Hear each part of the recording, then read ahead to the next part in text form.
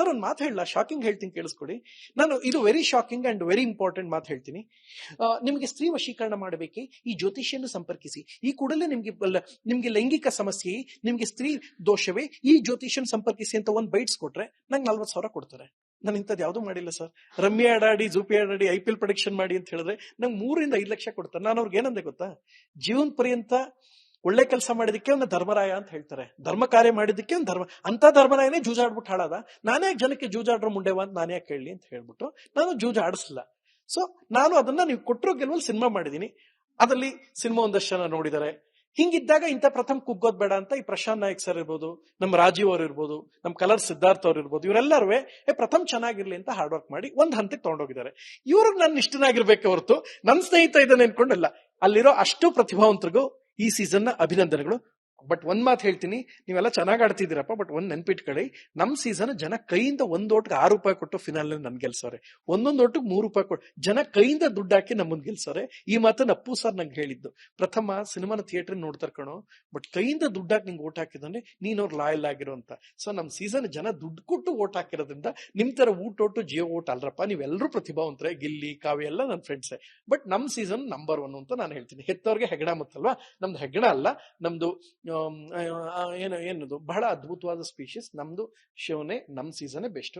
ಇದೆಲ್ಲ ನಿರೂಪಣೆ ಮಾಡ್ತಿರೋ ಸುದೀಪ್ ಸರ್ ಒಳ್ಳೇದಾಗ್ಲಿ, ನಮ್ ಬಾಸ್ ಪ್ರಶಾಂತ್ ಸರ್ ಚೆನ್ನಾಗಿರ್ಲಿ, ಪ್ರಶಾಂತ್ ನಾಯಕ್ ಸರ್, ಪ್ರಕಾಶ್ ಅವ್ರು ಚೆನ್ನಾಗಿರ್ಲಿ, ರಾಜೀವ್, ಸಿದ್ಧಾರ್ಥ್, ಇವರೆಲ್ಲ ಹಾರ್ಡ್ ವರ್ಕ್, ಚೈತ್ರ ಇವರೆಲ್ಲ ಮಲಗ್ತಾನೆ ಇಲ್ಲ ರೀ, ಒಂದಿನ ಮಲಗಲ್ಲ ಇವರು. ನಂಬರ್ 1 ಬರ್ಬೇಕು ಅನ್ನೋ ಒಂದು ಕಲರ್ಸ್ ಯಾವ ಮಟ್ಟಕ್ಕೆ ಹಾರ್ಡ್ ವರ್ಕ್ ಮಾಡಿದಾನೆ ನನಗ್ ಗೊತ್ತು. ನಾನು ಒಂದು ದಿನ ನಿಂತೋಯ್ತು ಬಿಗ್ ಬಾಸ್, ನಿಮ್ಗೆ ಗೊತ್ತಿಲ್ಲ ಆ ದಿನ ಏನೇನಾಯ್ತು, ಎಲ್ಲ ಪೊಲಿಟಿಕಲ್ ಆಂಗಲ್ ಎಲ್ಲ ಕೊಟ್ಟರು, ಬಿಗ್ ಬಾಸ್ ಮನೆಗೆ ಬೀಗ ಅಂತ. ಅದ್ ತಗ್ಸೋದಕ್ಕೆ ಕನಿಷ್ಠ 300-400 ಜನ ಎಂಪ್ಲಾಯೀಸ್ ಹಲ್ಲುಜ್ಜಿಲ್ಲ, ಮುಖ ತೊಳೋದಿಲ್ಲ. ಪ್ರತಿದಿನ ಗೌರ್ಮೆಂಟ್ ಆಫೀಸ್ಗೋ, ವಾಯು ನಿಯಂತ್ರಣ ಮಂಡಳಿಗೆ ಹೋಗ್ಬೇಕಾ, ಏನೇನ್ ಮಾಡ್ಬೇಕು, ಸರ್ಕಾರಕ್ಕೆ ಏನ್ ಅಪೀಲ್ ಕೊಡ್ಬೇಕು.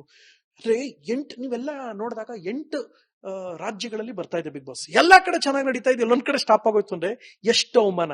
ಅದನ್ನ ಮೆಟ್ ನಿಂತು ನಮ್ ಪ್ರಶಾಂತ್ ನಾಯಕ್ ಸರ್ ಚಾನಲ್ ನ ನಂಬರ್ 1 ತಗೊಂಡ್ಬಂದ್ರು. ಅದನ್ನ ಅವಮಾನನ ದಾಟಿ ಪ್ರಕಾಶ್ ಅವರು ಎವ್ರಿ ವೀಕ್ ರೇಟಿಂಗ್ ಬರದಲ್ಲದೆ ಕಲರ್ಸ್ ನಂಬರ್ 1 ತಗೊಂಡ್ಬಂದ್ರು. ಬಿಗ್ ಬಾಸ್ ಅದು ನೀವು ಆ ಎಫಿಷಿಯನ್ಸಿನ ಗೌರವಿಸಿ. ಅದನ್ನ ಬಿಟ್ಬಿಟ್ಟು ಏನದು ಇವರಿಂದ ಗೆಲ್ತು ಅವರಿಂದ ಗೆಲ್ತು ಅಲ್ಲಿ ಎಲ್ಲರೂ ನನ್ನವರೇ, ನನ್ನ ಸ್ನೇಹಿತಂಗೆ ಒಳ್ಳೇದಾಗ್ಲಿ. ಅಟ್ ದ ಸೇಮ್ ಟೈಮ್ ನಾನು ನನ್ನ ಚಾನಲ್ ಪರ್ಲೆ ಲಾಯಲ್ ಆಗಿ ನಿಂತ್ಕೊಳ್ತೀನಿ. ಪ್ರಪಂಚ 1000 ಮಾತಾಡ್ಲಿ, ನನಗೆ ಯಾರು ಕೊಟ್ಟಿರ್ತಾರ ಲೈಫ್ ಅವ್ರಿಗೆ ನಾನು ಋಣಿಯಾಗಿರ್ಬೇಕು ಜೀವನದಲ್ಲಿ. ಅನ್ನದ ಋಣ ಈಗ ನನ್ ಕೊಟ್ಟಿರೋದಲ್ಲಿ ಏನ್ ಸರ್, ಶ್ರೀನಿವಾಸ ಮೂರ್ತಿ ಸರ್ ಅದ್ಭುತ ನಟ, ನನ್ನ ಸಿನಿಮಾಲ್ ಮಾಡಿದಾರೆ ಸರ್. ರಮೇಶ್ ಭಟ್ ಸರ್, ಏನ್ ನೀವು ಗೆಲ್ಸ್ಕೊಟ್ಟಿದ್ದೀರಾ, ನೀವೇನ್ ದುಡ್ಡು ಕೊಟ್ಟಿದ್ದೀರಾ ಕಲರ್, ಅದರಲ್ಲಿ ಒಳ್ಳೊಳ್ಳೆ ಕಲಾವಿದ್ರು. ನಾನು ಅವ್ರ ಜೊತೆ ಸಿನಿಮಾ ಮಾಡಿದೀನಿ ಅಂತ ಹೇಳಲ್ಲ ಸರ್, ಸಿನಿಮಾ ಕಲಿತಾ ಇದ್ದೀನಿ ಸಾಕಲ್ಲ. ಇನ್ನೇನ್ ಸರ್, ಒಬ್ಬ ಹುಡುಗ ಪ್ರೊಡಕ್ಷನ್ ಮಾಡ್ದ ಅಂದ್ರೆ 100 ಕುಟುಂಬ, ಇನ್ನೇನ್ ಸರ್ ಬೇಕು. ಇದೆಲ್ಲ ಆದ್ಮೇಲೆ ಆರಾಮಾಗಿ ಊರಲ್ಲಿ ತೋಟ ನೋಡ್ಕೊಂಡು ಕುರಿ ಮೇಯಿಸ್ಕೊಂಡು ಆರಾಮಾಗಿದ್ದೀನಿ. ಈಗ ಕುರಿ ಮೇಯಿಸ್ಕೊಂಡು ಊರಲ್ಲಿ ಆರಾಮಿದ್ರಿ. ಕೆಲವ್ರು ಹೇಳ್ತಾರೆ ಹೊರಗಡೆ ಪ್ರಥಮ್ ಅವರು ಹೆದರ್ಕೊಂಡ್ಬಿಟ್ಟು ಊರ್ ಬಿಟ್ರು, ಬೆಂಗಳೂರು ಬಿಟ್ರು, ಊರ್ ಸೇರ್ಕೊಂಡ್ಬಿಟ್ರು, ಕೆಲವ್ರಿಗೆ ಎದ್ರಿ ಅಂತ. ಹಂಗಾರೆ ಅವರು ಚುಚ್ಚಕ್ಕೆ ಬಂದಿದ್ದು, ಕೊಲೆ ಮಾಡಕ್ ಟ್ರೈ ಮಾಡಿದ್ದು ನಿಜನಾ? ಅವ್ರು ಒಪ್ಕೊಂಡ್ರೆ ನಿಜ ಅಂದ್ರೆ ನಾನು ಎದುರ್ಕೊಂಡಿರೋದು ನಿಜ. ಅವ್ರು ಕೊಲೆ ಮಾಡಕ್ ಟ್ರೈ ಮಾಡಿರೋದು ನಿಜ ಅಂತ ಒಪ್ಕೊಂಡ್ರೆ ನಾನು ಎದುರ್ಕೊಂಡಿರೋದು ನಿಜ ಅಂತ ಹಾಕೊಳ್ಳಿ. ಯಾರಿಗೂ ಹೆದರೋದಲ್ಲ ಸರ್, ನನ್ಗೆ ಸಿನಿಮಾ ಸಾಕು. ರೀಸನ್ ಇಸ್, ಇನ್ನೊಂದು ಒಪ್ಕೊಂಡದ್ದು ಹೇಳಿದಾನೆ, ಕರ್ನಾಟಕದಲ್ಲೇ ಕೊಕೇನ್ ಮಾಡಿದೀನಿ, ಅದು ರಿಲೀಸ್ ಮಾಡ್ಬೇಕು, ಈಗ ಬಿಟ್ಬಿಡಕ್ಕಾಗತ್ತಾ? ನೋಡಿ ಸರ್, ನಾನು ನಿಮ್ಗೆ ಬಿಡಿಸಿ ಹೇಳ್ತಾ ಇದ್ದೀನಿ, ನಾನು ಎಂತ ಸಿನಿಮಾ ಮಾಡಿದ್ರು ಸಲ್ಮಾನ್ ಖಾನು, ಹೃತಿಕ್ ರೋಷನ್, ಅಮಿತಾಬ್ ಬಚ್ಚನ್ ಆಗಕ್ಕಾಗಲ್ಲ ಅಲ್ವಾ? ಆಗುತ್ತಾ? ಆಗಲ್ಲ. ಎಂತ ಬಿಸ್ನೆಸ್ ಮಾಡ್ರು ನಾನು ನಾಳೆ ಬೆಳಿಗ್ಗೆ ಅಂಬಾನಿ ಆಗಕ್ಕಾಗತ್ತಾ? ಇಲ್ಲ. ಹಂಗಿದ್ಮೇಲೆ ಇಷ್ಟು ಸ್ಟ್ರೆಸ್ ಯಾಕೆ? ಇಷ್ಟು ಪ್ರೀತಿ ಜನ ಕೊಟ್ಟವ್ರು ಸಾಕಪ್ಪ, ಸಾಕ್ರು. ಪ್ರಥಮ್ ಅವ್ರು ಹೇಳ್ತಾರೆ, ಕೆಲವೊಮ್ಮೆ ಹೇಳ್ತಾರೆ, ಅಂದ್ರೆ ಅವ್ರು ಮಾತಾಡೋ ರೀತಿ ನೋಡಿದ್ರೆ ಹೌದಾ ಇಷ್ಟೊಂದು ಚೆನ್ನಾಗಿದ್ದಾರೆ, ಇಷ್ಟೊಂದು ಒಳ್ಳೆಯವ್ರ ಅನ್ಸುತ್ತೆ. ಆದ್ರೆ ಅವ್ರ ಸಿನಿಮಾಗಳಿಗೆ ನೋಡಿದ್ರೆ ಕೊಕೇನು, ಫಸ್ಟ್ ನೈಟ್ ದೇವ, ಈ ರೀತಿ ಅಷ್ಟೆಲ್ಲ ಮುಜುಗರ ತರಿಸುವಂತ ಸಿನಿಮಾ ಟೈಟ್ಲ್ಗಳನ್ನ ಫುಲ್ ಟೈಟ್ಲ್ ಹೇಳಿ. ಅಂದ್ರೆ cocaine, no cocaine. No cocaine ಅಂದ್ರೆ ಏನು? ಡ್ರಗ್ಸ್ ಇರಬಾರ್ದು ಅಂತ. ಫಸ್ಟ್ ನೈಟ್ ವಿತ್ ದೆವ್ವ ಅಂದ್ರೆ ಕಾಶಿನಾಥ್ ಶೈಲಿಯ ಸಿನಿಮಾ. ನನ್ ಮದುವೆ ಆದ ನೆಕ್ಸ್ಟ್ ಸಿನಿಮಾ ಮೊದಲನೇ ಶಾರ್ಟೇ ನನ್ ಮದುವೆ ಆಗುತ್ತೆ. ಮದುವೆ ಆದ ನೆಕ್ಸ್ಟ್ ಸೆಕೆಂಡೇ ನನ್ನ ಹೆಂಡತಿ ದೆವ್ವ ಅಂತ ಗೊತ್ತಾಗುತ್ತೆ. ಹನಿಮೂನ್ ಆಗುತ್ತೋ ಅಥವಾ ದೆವ್ವದ ಜೊತೆ ರಿವೆಂಜ್ ಆಗುತ್ತೋ ಅನ್ನೋದು ಕತೆ. ಅವ್ರು ಮಾಡ್ರೋರು, ನೀವು ಅವ್ರನ್ನ ಕೇಳಬೇಕು. ನನ್ ಇದರಲ್ಲಿ ಕರ್ನಾಟಕದ ಅಳಿಯ ಅಂತಿದೆ, ಎಷ್ಟು ಅದ್ಭುತವಾದ ಟೈಟ್ಲು, ಕರ್ನಾಟಕದ ಅಳಿಯ ಅಂತ. ಈಗ ಫಾರ್ ಎಕ್ಸಾಂಪಲ್ ನೋಡಿ, ಎಂತೆಂತ ಹೆಸರುಗಳಲ್ಲಿ ಕನ್ನಡದಲ್ಲಿ ಸಿನಿಮಾ ಬಂದಿದೆ. ಅಲ್ಲ ಸರ್, ಇಷ್ಟೆಲ್ಲ ಹೇಳ್ತೀರಾ. ಭಗತ್ ಸಿಂಗ್ ದೇಶದ ಆದರ್ಶ ವ್ಯಕ್ತಿ, ಸುಭಾಷ್ ಚಂದ್ರ ಬೋಸ್ ಅವ್ರ ಬಗ್ಗೆ ಒಂದು ಸಿನಿಮಾ ಮಾಡಿ ಅಂದ್ರೆ ಮಾಡಲ್ಲ. ಉಮೇಶ್ ರೆಡ್ಡಿ ಬಗ್ಗೆ 3 ಸಿನಿಮಾ ಬಂದೈತೆ. ದಂಡುಪಾಳ್ಯದ ಬಗ್ಗೆ 4 ಸಿನಿಮಾ ಬಂದಿದೆ. ಇಲ್ಲ ಕುತ್ಕೊಂಡು ಹೇಳ್ತಾರೆ ವೀರಪ್ಪನ ಬಗ್ಗೆ 3 ಸಿನಿಮಾ ಬಂದಿದೆ. ನಾನ್ ಮಾಡಿರೋದು ಕರ್ನಾಟಕದ ಅಳಿಯ ಅಂತ ಸರ್, ನೋ ಕೊಕೇನ್ ಅಂತ ಸರ್. ಅಲ್ಲ, ನೀವು ವೀರಪ್ಪನ ಬಗ್ಗೆ ಏನ್ ಸಮಾಜಕ್ಕೆ ಸಂದೇಶ ಕೊಡ್ತೀರಾ ಸರ್? ನನ್ ಒಂದೇ ಪ್ರಶ್ನೆ ಆಯ್ತಾ. ತಮಿಳಲ್ಲಿ ನಾವೇನ್ ಮಾಡ್ತಾ ಇದೀವಿ, ಇಲ್ಲಿ ವೀರಪ್ಪನ ಬಗ್ಗೆ ಸಿನಿಮಾ ತೆಗಿತಾ ಇದೀವಿ, ಇನ್ಯಾವುದೋ ರೌಡಿ ಬಗ್ಗೆ ಸಿನಿಮಾ ತೆಗಿತಾ ಇದೀವಿ. ಆ ರೌಡಿ ಹೆಸರನ್ನ ಲೈಫ್ ಸ್ಟೋರಿ ಅಂತ ತೆಗಿತಾ ಇದೀವಿ. ತಮಿಳಲ್ಲಿ ಸುರಾರಿ ಪಟ್ರು ಅಂತ ಮಾಡಿದ್ರು. ನಮ್ಮ ಕನ್ನಡದ ಗೋಪಿ ಚಂದ್ ಅದ್ಭುತವಾದ ಅವರು ಹೆಂಗೆ ಹೋರಾಟ ಮಾಡಿ ಆ ಸಾಧನೆ ಮಾಡಿದ್ರು, ಅವ್ರನ್ನ ಇಟ್ಕೊಂಡು ಸಿನಿಮಾ ಮಾಡಿದ್ರು. ನಾವೇನ್ ಮಾಡಿದೀವಿ? ನಾನು ಎಲ್ರೂ ಹೇಳ್ತಾ ಇಲ್ಲ, ಅಂದ್ರೆ ಉದಾಹರಣೆ ಕೊಟ್ಟು ಮಾತ್ರ ಅವ್ರು ಕೆಟ್ಟವ್ರು ಅಂತಲ್ಲ ಸರ್. ಅದ್ರಲ್ಲಿ ಅವ್ರು ಏನೋ ಹೇಳೋ ಪ್ರಯತ್ನ ಈಗ ದಂಡುಪಾಳ್ಯ ನಾವು ನೋಡಿ 4 ಸೀಸನ್ ಮಾಡಿದ್ವಿ, 4 ಸೀರೀಸ್ ಆಯ್ತು, ನಮ್ಮಲ್ಲಿ ಬಂತು. ನಾನು ತಪ್ಪು ಅಂತ ಹೇಳಲ್ಲ, ಅದು ನಿರ್ದೇಶಕರು ಅಂದ್ರೆ ಜನ ನೋಡಿದಕ್ಕೆ ಮಾಡಿದ್ದಾರೆ. ಒಂದು ಗೆದ್ದಿದ್ದಕ್ಕೆ 2ನೇದ್ ಮಾಡಿದ್ರು, 2ನೇದ್ ಗೆದ್ದಿದ್ದಕ್ಕೆ 3ನೇದ್ ಮಾಡಿದ್ರು. ಅಲ್ಲ ಸರ್, ನಾವೇನ್ ಕಲಿತೀವಿ? ಉಮೇಶ್ ರೆಡ್ಡಿಯಿಂದ ಏನ್ ಕಲಿತೀವಿ ಸರ್? ಉಮೇಶ್ ರೆಡ್ಡಿ ಬಗ್ಗೆ ಸಿನಿಮಾ ಬಂದಿದೆ, ಯಾರು ಸೈನೈಡ್ ಮಲ್ಲಿಕಾ ಅಂತ, ಅವ್ರಿಗೆ ಹೆಂಗ್ ಸಿಕ್ತನಲ್ಲ ಸರ್, ಅವ್ರ ಬಗ್ಗೆ ಎಲ್ಲ ಸಿನಿಮಾ ಬಂದಿದೆ. ನಾನ್ ಮಾಡೋದೇನ್ ಸರ್? ನಾನೇನ್ ಪ್ರಪಂಚಕ್ಕೆ ಮಾರಕವಾಗಿರ್ ತೆಗೆದಿದ್ದೀನ? ನಟ ಭಯಂಕರ ಅಂತ ಒಂದು ಹಾರರ್ ಕಾಮಿಡಿ, MLA ತೀವ್ರವಾಗಿ ಖುಷಿ ಪಟ್ರು. ಜಿ ಅವರು ಒಳ್ಳೆ ಪ್ರೈಸ್ ತಗೊಂಡ್ರು. ದೇವರಂತ ಮನುಷ್ಯ ಸಿನಿಮಾನ ಕಲರ್ಸ್ ತುಂಬಾ ಒಳ್ಳೆ ಪ್ರೈಸ್ ಕೊಟ್ಟು ತಗೊಂಡ್ರು. ನಟ ಭಯಂಕರನ ಪ್ರಥಮ್ ಕಷ್ಟದಲ್ಲಿದ್ದಾಗ ಇದೇ ಪ್ರಶಾಂತ್ ನಾಯ್ಕ್ ಸರ್ ಫೋನ್ ಮಾಡಿ, ಪ್ರಥಮ್ ನೀವು ಧೃತಿಗೆಡಬೇಡಿ ಸರ್, ವರ್ಷಕ್ಕೆ 300 ಸಿನಿಮಾ ರಿಲೀಸ್ ಆಗುತ್ತೆ ಸರ್, 4-5 ಸಿನಿಮಾ ಸ್ಯಾಟಲೈಟ್ ರೈಟ್ಸ್ ತಗೊಳ್ಳಲ್ಲ, ನನ್ ಸಿನಿಮಾ ತಗೊಂಡ್ರು ಅಂದ್ರೆ ಅಲ್ಲೇನೋ ಸತ್ವ ಕಂಟೆಂಟ್ ಇದ್ದಿದ್ದಕ್ಕೆ ತಗೊಂಡಿರ್ಬೇಕಲ್ವಾ? ವೈಡ್ ಆಂಗಲ್ ಮೀಡಿಯಾ ಭಾರತದ ಅತಿ ಪ್ರತಿಷ್ಠಿತ ಸಂಸ್ಥೆ, ನನ್ನ ಸಿನಿಮಾ ಡಬ್ಬಿಂಗ್ ರೈಟ್ಸ್ ಒಳ್ಳೆ ಪ್ರೈಸ್ ತಗೊಂಡ್ರಲ್ವಾ? ಅದರ ಅರ್ಥ ಏನೋ ಕಂಟೆಂಟ್ ಇರ್ಬೇಕಲ್ವಾ? ಸಿನಿಮಾ ಹೆಸರು ಫಸ್ಟ್ ನೈಟ್ ವಿತ್ ದೆವ್ವ ಅಂದ್ರೆ ಅದು ಹಾರರ್ ಕಾಮಿಡಿ ಸಿನಿಮಾ ಆಯ್ತಾ. ನೋ ಕೊಕೇನ್ ಅಂದ್ರೆ 400 kg ಕಾನ್ಸಂಟ್ರೇಟೆಡ್ ಕೊಕೇನ್ ನೈಜೀರಿಯಿಂದ ಇಂಡಿಯಾಗೆ ಬರುತ್ತೆ. When Interpol, cyber crime, intelligence ಎಲ್ಲವೂ ಫೇಲ್ಯೂರ್ ಆದಾಗ ಕ್ಯೂಟ್ ಕಾಮಿಡಿ ಕಪಲ್ ಡ್ರಗ್ಸ್ ನ ಹೆಂಗ್ ಡೆಸ್ಟ್ರಾಯ್ ಮಾಡ್ತಾರೆ ಅಂದ್ರೆ ಕತೆ. ಸಿನಿಮಾ ಹೆಸರೇ ನೋ ಕೊಕೇನ್, ಡ್ರಗ್ ಇರಬಾರ್ದು ಅಂತ ಸಿನಿಮಾ ಹೆಸರು. ನೀವು ಸ್ಮೋಕಿಂಗ್ ಬಗ್ಗೆ ಸಿನಿಮಾ 90 ಹೊಡಿ ಅಂದ್ರೆ ಸಿನಿಮಾ ತೆಗಿತಾರೆ, ಅದೆಲ್ಲ ನೋಡ್ತಾರೆ. ನಾನು ಯಾರು ವಿರೋಧ, ಅವರೆಲ್ಲ ನನ್ನ ಫ್ರೆಂಡ್ಸೇಪ, ಅರ್ಥ ಮಾಡ್ಕೊಳ್ಳಿ. ಯಾಕೆಂದ್ರೆ ನಾನು ಹೇಳ್ತಿರೋದು ಎಕ್ಸಾಂಪಲ್ ಕೊಟ್ಟಿದ್ದು. ಏನಾಗತ್ತೆ, ಒಂದು ಸಿನಿಮಾ ನೀವು ತಗೊಳ್ಳೋ ರೀತಿ ಮೇಲೆ ಹೋಗುತ್ತೆ. ಆಗೆಲ್ಲ ಕವಿರತ್ನ ಕಾಳಿದಾಸ ಮಾಡೋರು, ಮೇಯರ್ ಮುತ್ತಣ್ಣ ಮಾಡಿದ್ರು, ಅದ್ ನೋಡಿದ್ರೆ ಸಾಕ್ಷಾತ್ಕಾರ ನೋಡಿದ್ರು, ಬಂಗಾರದ ಮನುಷ್ಯ ನೋಡ್ಬಿಟ್ಟು ಎಷ್ಟೋ ಜನ ಹಳ್ಳಿಗೆ ಹೋಗಿ ವ್ಯವಸಾಯ ಕೃಷಿ ಆರಂಭಿಸರು. ನನಗೆಲ್ಲ ಮಾಡಿದ್ದಾಯ್ತು, ಎಲ್ಲ ಅನುಭವಿಸಿ ಸರ್. ನನ್ನ ಕಡೆಯಿಂದ ಅಷ್ಟು ನಿಮ್ ತಿಳ್ಕೊಬಿಡಿ ಸರ್.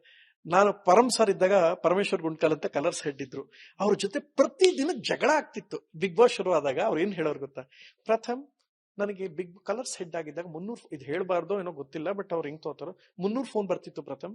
ನಾನು ಜಿಯೋ ಸ್ಟುಡಿಯೋಸ್ ಬಂದಲ್ಲಿ 30 ಫೋನ್ ಬಂತು. ಈಗ ಆರಾಮಾಗಿ ಬೇರೆ ಸನ್ ನೆಟ್ವರ್ಕ್ ಅಲ್ಲಿ ಇದೀನಿ, 30 ಕಾಲ್ ಬರುತ್ತೆ. ಆ 300 ಕಾಲ್ ಅಲ್ಲಿ ನಾನು ಪ್ರಥಮ್ ಒಂದು 10 ಕಾಲ್ ರಿಸೀವ್ ಮಾಡ್ತಾ ಇದ್ದೆ. ಓಕೆ ಬಾಯ್.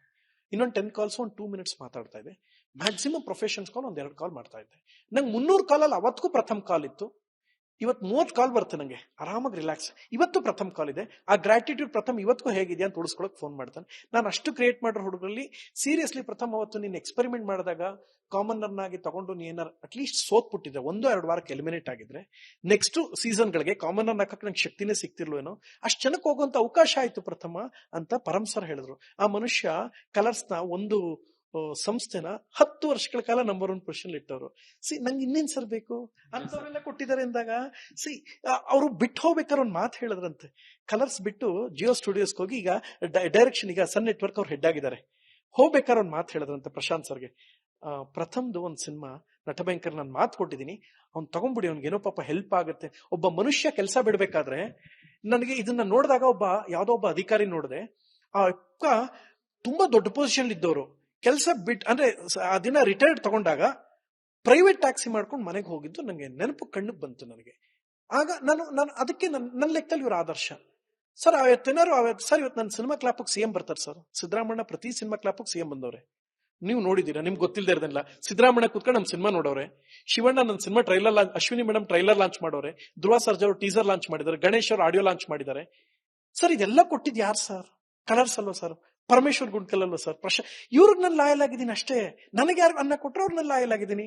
ಅದನ್ನ ನಾನು ಏನ್ ಹೇಳ್ತೀನಿ, ಇವತ್ತಿಗೂ ಅಷ್ಟೇ ನಾನೊಂಚೂರು ಬೇಸರ ಆಗಿದ್ದೀನಿ ಅಂದಾಗ ಪ್ರಥಮ್ ಧೃತಿಗೆಡ್ಬಿಡಿ, ನಿಮ್ಗೆ ಒಳ್ಳೇದಾಗತ್ತೆ ಅಂತ ಒಬ್ಬ ಚಾನಲ್ ಹೆಡ್ ಆ ಅಪ್ಪಂಗ್ 1000 ಟೆನ್ಷನ್ ಮಧ್ಯೆ ಅದು ಹೇಳ್ತಾರಂದ್ರೆ ಅದು ಆ ಅಪ್ಪನ್ ದೊಡ್ಡತನ ತೋರಿಸುತ್ತೆ. ನಾನು ಅವ್ರಿಗೆ ಲಾಯಲ್ ಆಗಿದ್ದೀನಿ, ಇವತ್ತಿಗೂ ನಂಗೆ ಅನ್ನ ಕೊಡ್ತಾ ಇದೆ. ಇದು ಇಷ್ಟು ಸಾಕು, ಆರಾಮಾಗಿ ಊರಲ್ಲಿದ್ದೀನಿ. ನೀವು ಹೇಳ್ದಂಗೆ ಕೊಕೇನೆಲ್ಲ ಇಲ್ಲಮ್ಮ, ನೋ ಕೊಕೇನ್ ಅಂತ ಸಿನಿಮಾ ಹೆಸರು ಮಾಡಿದ್ರೆ ತೊಂದರೆ ಮಾಡಿದ್ರೆ ನಿಮ್ ವಿರುದ್ಧ, ನಿಮ್ ಚಾನಲ್ ವಿರುದ್ಧ ಪ್ರತಿಭಟನೆ ಕೂತ್ಕೋತೀನಿ, ಉಪವಾಸ ಕೂತ್ಕೋತೀನಿ, ನಿಮ್ ವಿರುದ್ಧನೇ ಪ್ರತಿಭಟನೆ ಮಾಡ್ತೀನಿ ನಾನು. ಸರ್ ಓಕೆ, ಒಳ್ಳೇದಾಗ್ಲಿ. ನಿಮ್ಮ ಮುಂಬರುವಂತ ಸಿನಿಮಾಗಳಿಗೆ ಅದ್ಭುತವಾದ ಯಶಸ್ಸು ಸಿಗ್ಲಿ, ಇಡೀ ಕರ್ನಾಟಕವನ್ನ ರಂಜಿಸಿ ಅಂತ ನಾವು ಕೂಡ ಹಾರೈಸ್ತೀವಿ. ಖಂಡಿತ. ನೋಡಿ, ನಾನು ನನ್ನ ಯಾವುದೇ ಕುಟುಂಬದ ವಿಚಾರ ಮನೆಗೆ ನನ್ನ ಹೊರಗಡೆ ತಗೊಂಡೇ ಬರಲ್ಲ. ಯಾಕೆಂದ್ರೆ ಟು ಬಿ ಫ್ರಾಂಕ್, ಆರಾಮಾಗಿರೋದಕ್ಕೆ, ಸಂತೋಷವಾಗಿರೋದಕ್ಕೆ, ನಂಗೆ ನೆಮ್ಮದಿಯಾಗಿರೋದಕ್ಕೆ ಏನ್ ಬೇಕೋ ಅದು ಹುಡ್ಕೊಂಡು I am very happy that what I'm today. ಇವತ್ತಿರೋದಕ್ಕೆ ನೋಡಿ, 5 ತಿಂಗಳಿಂದ ಯಾವ ವಿಚಾರಕ್ಕೂ ನಾನು ತಲೆ ಕೆಡಿಸ್ಕೊತಾ ಇಲ್ಲ, ಯಾವ ನ್ಯೂಸ್ ನಾನು ನೋಡ್ತಾ ಇಲ್ಲ, ಒಳ್ಳೊಳ್ಳೆ ವಿಚಾರಗಳಷ್ಟೇ ಕೇಳಿಸ್ಕೊಳ್ತೀನಿ. ಬಟ್ ನಿಮ್ ಮಹಾಭಾರತ ಡಿಬೇಟ್ ನೋಡ್ತೀನಿ. ಸ್ಮಿತಾ ಅವ್ರು ಯಾವತ್ತಾರ ಒಂದಿನ ಬರ್ಲಾ ಅಂದ್ರೆ ಅವ್ರಿಗೆ ಫೋನ್ ಮಾಡಿ ಜಗಳ ಆಡಿದೀನಿ, ಯಾಕೆ ಇವತ್ತು ನೀವು ಡಿಬೇಟ್ ಮಾಡಿಲ್ಲ ಇವತ್ತು ಅಂತ. ಸೊ ಅದು ಬರದೇ ಇದೆ. ಆಬ್ವಿಯಸ್ಲಿ ನಿಮ್ಮ ಮೇಡಮ್ ಶೋಭಾ ಮ್ಯಾಮ್ಗೂ ಒಂದು ಕೇಳ್ತೀನಿ, ಯಾಕೆ ಮ್ಯಾಮ್ ಇವತ್ತು ಎಪಿಸೋಡ್ ಮಾಡಲ್ಲ, ಏನ್ ಪ್ರಾಬ್ಲಮ್, ಇವತ್ತು ವಿಚಾರ ಎತ್ಕೊಳ್ಳಿ ಅಂತ, ಯಾಕೆ ಬಿಟ್ಟಿದ್ದೀರಾ ಅಂತ ಕೇಳೋಷ್ಟು ನನಗೆ ಆ ಪ್ರೀತಿ ಸಲಿಗೆ ಆಪ್ತತೆ ರಿಪಬ್ಲಿಕ್ ಕನ್ನಡ ಜೊತೆ ಇದೆ. ಯಾಕಂದ್ರೆ ನೀವು ಎರಡು ಪ್ಯಾನಲ್ಲಿ ಮಹಾಭಾರತ ಅಂದ್ರೆ ಕೌರವರು ಪಾಂಡವರು ಇದ್ರೆ ಮಹಾಭಾರತ, ಎಲ್ಲಾ ತರದನ್ನು ಸೇರಿಸಿ ಎಲ್ಲರಿಗೂ ಅವಕಾಶ ಕೊಡ್ತೀರಾ. ಸಂಸ್ಕಾರ ಇದೆ, ಒಳ್ಳೊಳ್ಳೆ ವಿಚಾರ ಜನಕ್ಕೆ ತಲುಸ್ಬೇಕಾರೆ ಒನ್ ಸೈಡೆಡ್ ಬಯಾಸ್ಡ್ ಆಗಿ ಮಾಡಲ್ಲ. ನಂಗೆ ಅದಕ್ಕೆ ಶೋಭಾ ಮ್ಯಾಮ್ ಅಂದ್ರೆ ಬಹಳ ಪ್ರೀತಿ. ಅವ್ರಿಗೆ ಪಾಪ ತುಂಬಾ ಜಾಸ್ತಿ ತೊಂದರೆ ಕೊಟ್ಬಿಟ್ಟಿದ್ದೀನಿ ನಾನು ಅವ್ರಿಗೆ. ಅದೆಷ್ಟು ನನ್ಗೆ ಈಗ ಒಂದೊಂದ್ಸಲ ಕಾಡೋಕ್ ಶುರು ಆಗುತ್ತೆ. ಅವ್ರಿಗೊಂದ್ಸಲ ಹಂಗೆ ಯಾವ್ದು ಬರ್ಲಾರಿ ಡಿಬೇಟ್ ಅಥವಾ ಒಂದು ವಸ್ತುನಿಷ್ಠ ಅಂದ್ರೆ ಯಾರಿಗೆ ವ್ಯಕ್ತಿನಿಷ್ಠೆ ತೋರಿಸ್ದೆ ವಿಷಯ ಏನಿದೆ ಜನಕ್ಕೆ ತಲುಪಿಸೋದ್ರಲ್ಲಿ ಹಿಂದೇಟ್ ಹಾಕಲ್ಲ. ಅಂದ್ರೆ ಅರ್ಹ ವ್ಯಕ್ತಿ ಅರ್ಹ ಸ್ಥಾನದಲ್ಲಿ ಇರಬೇಕು. ಈಗ ಶೋಭಾ ಮ್ಯಾಮ್ ಅಷ್ಟೇ ನೈಪುಣ್ಯತೆಯಿಂದ ನಡ್ಸ್ಕೊಂಡು ಹೋಗ್ತಾ ಇದ್ದಾರೆ. ಅಂದ್ರೆ ನೀವು ನ್ಯೂಸ್ ಚಾನಲ್ ಅಂದ್ರೆ ಎಲ್ಲೂ ಒನ್ ಸೈಡೆಡ್ ಆಗದೆ ಮಾಡಬೇಕು. ಅದು ಮಾಡೋದ್ರಿಂದ ಆ ಚಾನಲ್ಗೆ ಮತ್ತೆ ಗೌರವ ಸಂಸ್ಥೆ ನಡೆಸ್ತಾ ಇರೋರ್ಗೂ ತಂದು ಕೊಡುತ್ತೆ. ಲೈಕ್ ಸ್ಮಿತಾ ಅವ್ರು ಏನಾರು ಮಾಡಿದ್ರೆ ಸ್ಮಿತಂಗ್ ಒಂದು ಫೋನ್ ಹೋಗಿರುತ್ತೆ. ಅವ್ರು ಮಾಡಿದ ದಿನ ಹೋಗಲ್ಲ ಚೆನ್ನಾಗಿದೆ ಅಂತ ಅಪ್ರಿಶಿಯೇಟ್ ಮಾಡಕ್ಕೆ. ಮಾಡಿಲ್ಲ ಅಂದ್ರೆ ಯಾಕೆ ಮಾಡಿಲ್ಲ ಅಂತ ಹೋಗಿರುತ್ತೆ ನಮ್ ಕಡೆಯಿಂದ. ಅಂದ್ರೆ ಇಷ್ಟು ವಸ್ತು ಜನಕ್ಕೆ ಎಷ್ಟು ತಲುಪಿದೆ. ಒಳ್ಳೊಳ್ಳೆ ವಿಚಾರ ಹೇಳ್ತೀರಾ. ನಾನು 5 ತಿಂಗಳಿಂದ ಎಲ್ಲೂ ಕ್ಯಾಮ್ರಾ ಮುಂದೆ ಬಂದಿಲ್ಲ. ನನ್ನ ಹಿಡ್ಕೊಂಡಿದ್ರೆ ಈಗ ಪುನಃ ನೋಡಿ ಕಾಮೆಂಟ್ ಹಾಕ್ತಾರೆ, ಇವ್ನು ಯಾವ ದೊಡ್ಡ ಇವನು ಅನ್ಕೊಂಡು ಇವ್ನಿಗೆ ಯಾಕೋ ಇಂಟರ್ವ್ಯೂ ಮೈ ಹಿಡಿದಿದ್ರೆ ನಿಮ್ಗೂ ಬೈತಾರೆ. ಬೈಸ್ಕೊಳಕ್ ರೆಡಿ ಇರಿ, ಕೆಟ್ಟದಾಗ ಬೈತಾರೆ, ಉಗಿಸ್ಕೊಡಿ ಅಂತ ಕಾಮೆಂಟ್ ನೋಡಿ ಯಾರನ್ನೂ ಬಿಟ್ಟಿಲ್ಲ ರೀ. ರಾಮನ್ನೇ ಬಿಟ್ಟಿಲ್ಲ ರೀ, ಲೋಕನಿಂದ ನಿನ್ನದು ಲೋಕೋಪವಾದ ಅನ್ನೋದು. ಸೊ ನಿಮ್ಗೂ ಬಿಡಲ್ಲ, ನಿಮ್ಗೂ ಒಳ್ಳೇದಾಗ್ಲಿ, ಚೆನ್ನಾಗಿರಿ. ಹೊಸ ವರ್ಷನಾರು ಅವ್ರಿಗೆ ಒಳ್ಳೆ ಬುದ್ಧಿ ಕೊಡ್ಲಿ ಅಂತ ಕೇಳ್ಕೊಳ್ತೀನಿ. ನಾನು ಯಾವ್ದು ನೋಡ್ತಾ ಇಲ್ಲ, ನಂಗೆ ಯಾವ ವಿಷಯನೂ ಗೊತ್ತಾಗಲ್ಲ. ನಾನು ಫೋನೇ ಯೂಸ್ ಮಾಡ್ತಾ ಇಲ್ಲ. ಊರಲ್ಲಿ ಆರಾಮಾಗಿ ತೋಟದಲ್ಲಿ ಸಿನಿಮಾಗಳು ನೋಡ್ಕೊಂಡಿದ್ದೀನಿ. ಸಿಲ್ಲಿಲಲ್ಲಿ ಇರುತ್ತೆ ಗೊತ್ತಾ, ಹಳೆ ಎಪಿಸೋಡಿಗೆ ಅಪ್ಲೋಡ್ ಮಾಡ್ತಾ ಇದ್ದಾರೆ. ಒಂದು ಎಪಿಸೋಡ್ ನೋಡ್ತೀನಿ, ಶಕ್ತಿಮಾನ್ ಒಂದು ಎಪಿಸೋಡ್, ಮಹಾಭಾರತದ ಒಂದು ಎಪಿಸೋಡ್, ರಾಧಾಕೃಷ್ಣ ಒಂದು ಎಪಿಸೋಡ್, ಮತ್ತೆ ನಮ್ಮ ಮಹಾಭಾರತ ಡಿಬೇಟ್ ಒಂದಷ್ಟು ನ್ಯೂಸ್ ಚಾನಲ್, ಕನ್ನಡ 2 ಸಿನಿಮಾ ನೋಡ್ಬಿಟ್ಟು ಮಲ್ಕೊಳ್ತೀನಿ. ಆರಾಮಾಗೆ ತೋಟ ನೋಡ್ಕೊಂಡಿದ್ದೀನಿ. ಥ್ಯಾಂಕ್ ಯು, ಧನ್ಯವಾದ. ಇದೇ ಪ್ರೀತಿಲಿ ಬಿಗ್ ಬಾಸ್ ನೋಡ್ತಾರಿ. ಸರ್ಪ್ರೈಸಸ್ ಮೇಲೆ ಸರ್ಪ್ರೈಸಸ್ ಇರುತ್ತೆ. ಒಳ್ಳೇದನ್ನ ಎದುರು ನೋಡ್ತಾರಿ. ಇನ್ನೇನ್ ಕೇಳಿದ್ರು ನಾನು ಹೇಳಲ್ಲ, ನನ್ ಗೊತ್ತು, ನಾನು ಹೇಳಲ್ಲ. ಬಾಯ್. ವೀಕ್ಷಕರೇ, ಇದಾಗಿತ್ತು ಪ್ರಥಮ್ ಅವರ ಮಾತು. ಕ್ಯಾಮ್ರಾ ಪರ್ಸನ್ ಕೃಷ್ಣ ಜೊತೆ ಪ್ರವೀಣ್ ಕುಮಾರ್ ಸಲಗನಹಳ್ಳಿ, ರಿಪಬ್ಲಿಕ್ ಕನ್ನಡ.